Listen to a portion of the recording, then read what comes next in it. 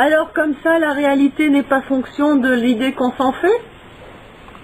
Non, c'est plutôt l'idée qu'on s'en fait qui est fonction de l'état dans lequel on se trouve. Ah, d'accord. Voilà. Là, je te retrouve, toi. Tu en as parlé quand tu as lu Ramdas. Ouais. Tu as vu comme Ramdas conçoit les choses quand il est en face de qui que ce soit, de quoi que ce soit. Qu'est-ce qu'il voit? Il voit toujours Dieu à travers tout ça. Il reconnaît Dieu. Je t'ai reconnu, Ram. Bon. Donc, on pourrait dire que dans la vision qu'il y a pu y avoir concernant la Vierge, il aurait reconnu aussi, et puis voilà. Quelle importance pour lui. De toute façon, on est dans cette impermanence continue. Donc, qu'il se soit manifesté sous une forme ou une autre, qu'est-ce qu'on veut aller chercher midi 14 heures à un moment donné, suivant dans quel état on est? On est en face de la réalité d'une manière continue. Ouais, c'est sûr. Alors après, qu'elle se manifeste par le truchement d'une fonction ou d'une autre, y compris de rigolo qui veut essayer de faire une farce, ça continue d'être ce que c'est, puis c'est tout. Voilà, donc l'authenticité, on la reconnaît dans la signification profonde des choses, et puis comme l'éphémérité reste l'éphémérité, on ne s'accroche pas après, d'un biais comme d'un autre. Et comme on l'avait dit dans un de nos constats, l'éphémérité, c'est la manifestation de l'éternel. D'ailleurs, voilà, puis ça a été prouvé de par tous les grands personnages qui sont venus. La preuve en est, c'est qu'ils sont morts aussi. Le prophète, à un moment donné, il est mort. Oui, il y a l'éphémérité dans toute chose, même dans la durée d'une existence, c'est éphémère finalement, c'est un cri. Ben voilà. Ben c'est ça, donc le prophète est mort, mais est-ce qu'il est mort vraiment? J'entends où est-ce qu'il est mort, qu'est-ce qui est mort? Oui, qu'est-ce qui est mort? Voilà, c'est ça, c'est qu'il est venu. L'enveloppe charnelle. Voilà, il est venu apporter le Coran, et le Coran, c'est l'Esprit de Dieu. Donc, qui continue à travers les siècles, et puis voilà. Et dans le christianisme, Jésus continue d'être. Ça continue, ça. Tout à fait. Et tu voulais faire le parallèle entre le Coran et l'Immaculée Conception, là. Ben, c'est le procédé d'opération, je veux dire, le processus qui consiste à ce que Marie est restée vierge et qu'elle a enfanté Jésus, est exactement le même que la venue du Coran sur terre. Ça a été fait de la même façon, on peut dire. Tu veux dire que c'est le même miracle, quoi? Oui, c'est la même expression qui prend une forme différente. Et les deux fois, ça a été donc, il y a eu la manifestation de l'ange Gabriel. Et, tout à fait. Donc l'ange Gabriel est venu emmener l'esprit de Dieu. Voilà. À travers l'enfantement de Jésus. À travers Marie. À travers Marie. Qui a enfanté donc de cet esprit de Dieu sous forme humaine, et dans l'islam, le prophète on pourrait dire, a enfanté le Coran de par le même miracle. Absolument. Ouais, joli parallèle. Et c'est ça. C'est ça, c'est pas autre chose. Autrement, on part dans des histoires qui sont très difficiles que je vois pas. C'est ça, voilà comment ça se passe. C'est vrai que des miracles visuels tels qu'on a parlé tout à l'heure ne sont rien par rapport à ces miracles-là. Moi, je suis mal pris pour les miracles visuels, parce que j'ai une très mauvaise vue. Il veut dire que pour moi, les gens peuvent se pâmer devant quoi que ce soit. Moi, j'ai encore rien vu. Donc, j'ai vu, c'est déjà parti. Donc, par contre, mes yeux me servent quand même. C'est pas, j'arrive très bien à les utiliser et à voir une multitude de choses que les autres ne voient pas. Donc, à quoi ça tient, à savoir. Moi, je suis parti dans le désert avec des gens. J'ai fait un périple dans le désert pour des raisons qui n'avaient rien à voir avec un pèlerinage. Mais moi, j'ai fait un pèlerinage en même temps. Et ce pèlerinage, j'en ai toujours le souvenir. Avec le temps, le souvenir de ce pèlerinage a de plus en plus d'intensité. Ouais. Voilà. Et ça, c'est dû à quoi? Oh, je sais pas, mais en tout cas, voilà. Voilà, moi, ma traversée. Parce que tu as investi chaque chose d'une manière particulière. En réalité, moi, je suis parti dans le désert avec des copains qui... Il y a un, il voulait aller vendre des voitures au Mali, ou je ne sais plus, au Niger, au Mali, au Niger. Et puis il me dit, je cherche, il me manque un chauffeur, tu veux pas venir? Je lui dis, écoute, je sais pas. Il m'a dit, moi je te paye le billet d'avion pour rentrer, mais il faut m'amener une voiture là. Bon, ben, allons-y, hein. Donc moi je suis parti comme ça, donc je suis parti avec une voiture depuis la Suisse jusqu'au Mali, à Gao, là. Et on a traversé l'Algérie, donc, etc., etc. Et à un moment donné, on s'est trouvé en plein désert, dans la piste, à traverser le Tanasrou, jusqu'à Thessalite, et ensuite Gao. Bref, c'était tout un périple qui pour moi, bon, indépendamment du fait qu'on est avec des voitures, il faut faire attention à ça, il faut gérer l'histoire. J'ai fait de la mécanique en route, bref, c'est l'aventure habituelle de ces trucs-là. Bon, ben voilà, disons ce qu'on peut voir. On a dormi dehors dans le sable, on s'est promené, voilà. Bon, tout ça, c'est la partie visible de l'histoire. Mais moi, en réalité, ce voyage a été pour moi un pèlerinage. Un pèlerinage, parce que ce que j'en ai rapporté, toutes ces histoires de bagnoles, de problèmes avec les douanes, avec celui-ci, avec celui-là, tout. Dès qu'on rencontre une casquette, de toute façon, quelque part, qu'elle soit dans le désert ou qu'elle soit en pleine ville, on sait à quoi on s'attend. C'est que de toute façon, on arrive dans une trivialité la plus basse qui puisse exister. Donc, ça se retrouve aussi là-bas. J'ai rencontré les mêmes crétineries, l'attachement à des détails. J'ai tout vu ça, c'est pas un problème. J'ai vu de la mômerie parmi ces noirs qui sont puants comme tous les moralistes d'Occident. Je veux dire, j'ai vu tout ça, bon, mais j'ai pas vu que ça, et j'ai vu que tout ça pouvait vivre dans un lieu que si en fait ils arrivaient à ouvrir juste les yeux un tout petit instant, ils arrêteraient instantanément d'être dans le délire dans lequel ils sont. Et puis voilà ce que j'ai pu voir. Puis j'ai pu voir cette atmosphère, je veux dire, cette réalité de ce que représente un lieu comme le désert. Le désert, pour moi, il m'a apparu comme le silence peut apparaître dans la musique. Ouais, c'est magnifique. On sort pas indemne du désert, hein. Voilà. C'est pas possible.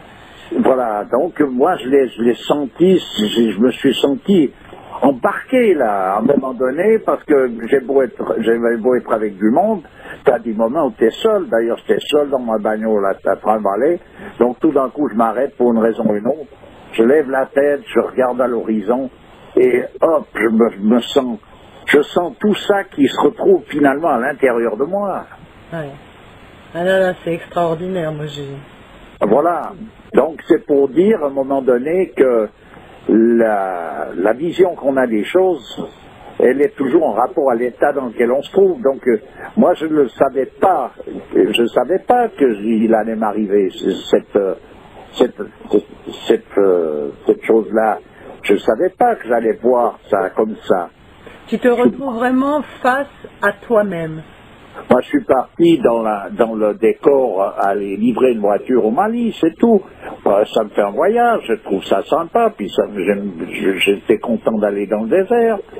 C'était l'occasion d'y aller, j'ai pas l'occasion d'y aller. Moi, j'avais pas les moyens qui me permettent d'aller faire le touriste à Tamanrasset et puis me faire guider par je sais pas qui. J'entends, c'est pas mon truc déjà, même si j'en avais les moyens. Donc, l'opportunité se présente comme ça, je suis ce mouvement-là. Et je suis en dehors des sentiers battus, à quelque part, par rapport au mouvement touristique.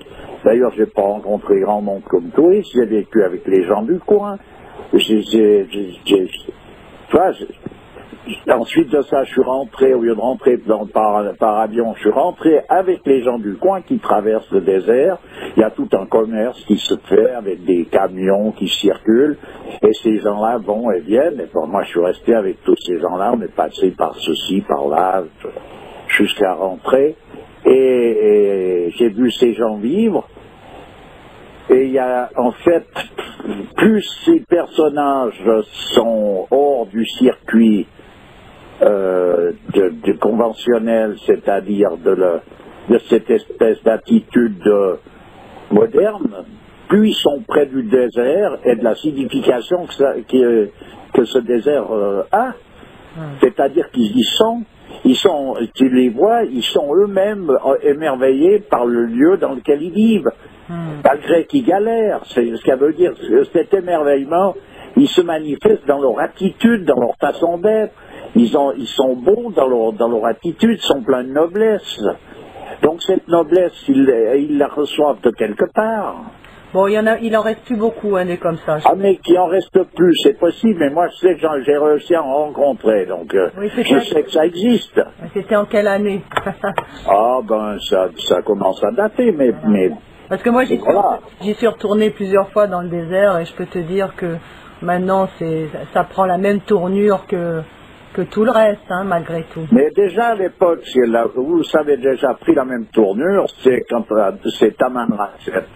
Quand on nous parle de Tamanrasset, le Hogar, il faut aller dans le désert, je suis allé à Tamanrasset. Tamanrasset, moi quand je suis arrivé à Tamanrasset, depuis l'autre côté, donc depuis Agadez, je suis rentré sur Tamanrasset, je suis arrivé en Occident, moi je suis arrivé à Marseille, c'était pareil, avec les bars, les types qui te regardent, pour voir le touriste, de quelle manière est-ce qu'on va pouvoir essayer de l'opérer, et toute cette atmosphère, toute cette espèce de flicaille, de douane, tous ces ladres qui sont là à chercher les poux parmi la paille, tu les vois, ils sont comme les hyènes, avec le regard fuyant, ils savent pas, ils sont dans une errance continue.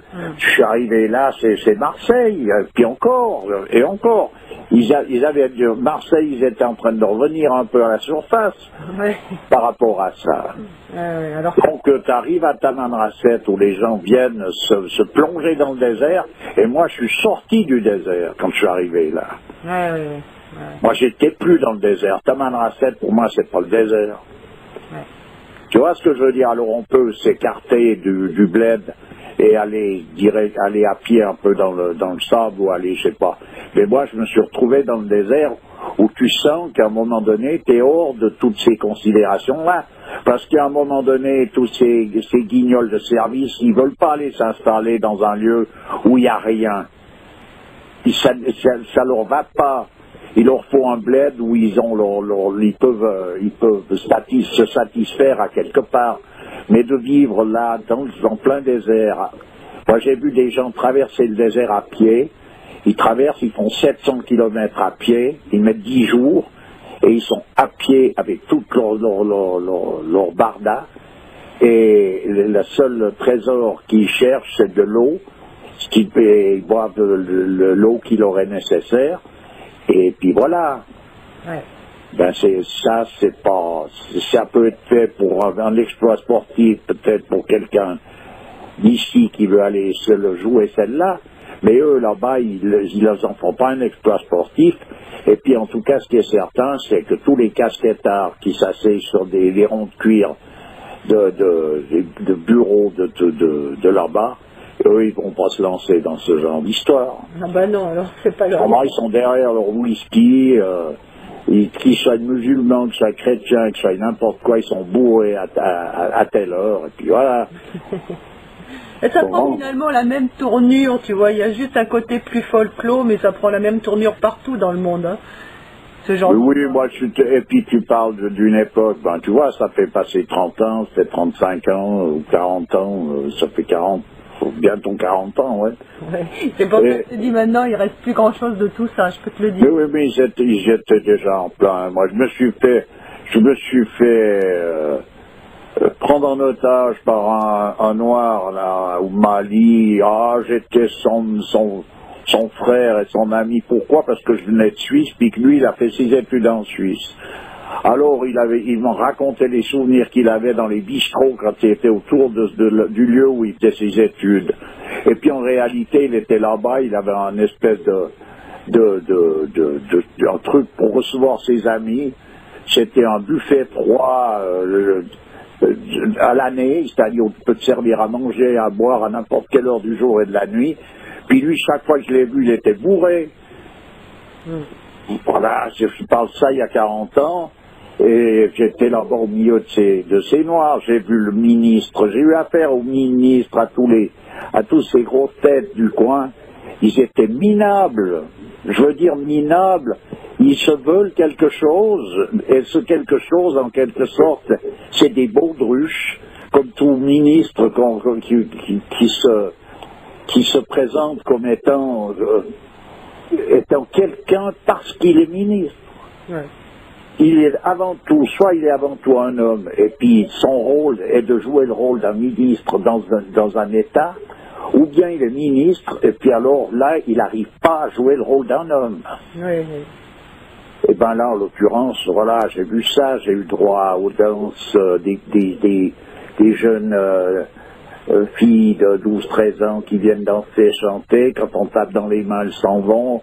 On retape dans les mains, elles reviennent. Enfin bref, tout le cinoche à la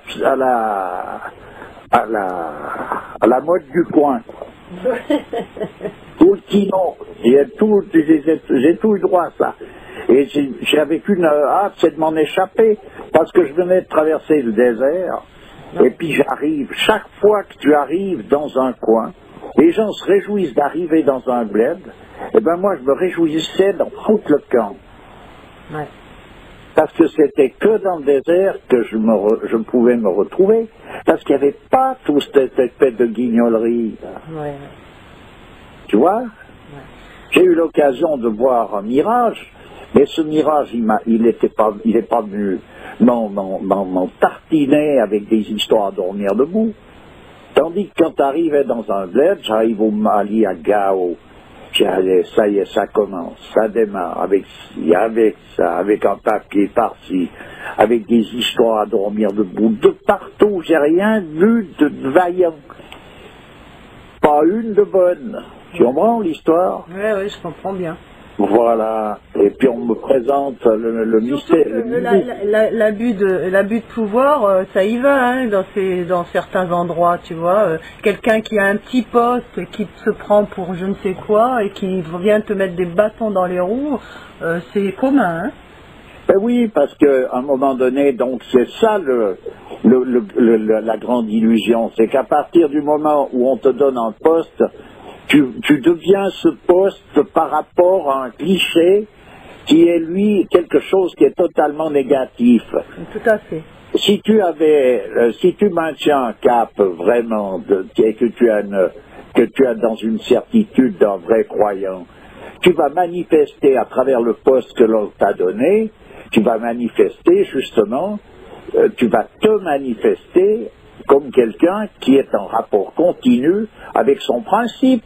Tu vas surtout manifester les attributs. Ben c'est ça l'histoire. Voilà. Écoute, on va finir là-dessus parce qu'il n'y a plus de temps après. Ben écoute, Merci. Mais de rien, toujours avec plaisir. À bientôt.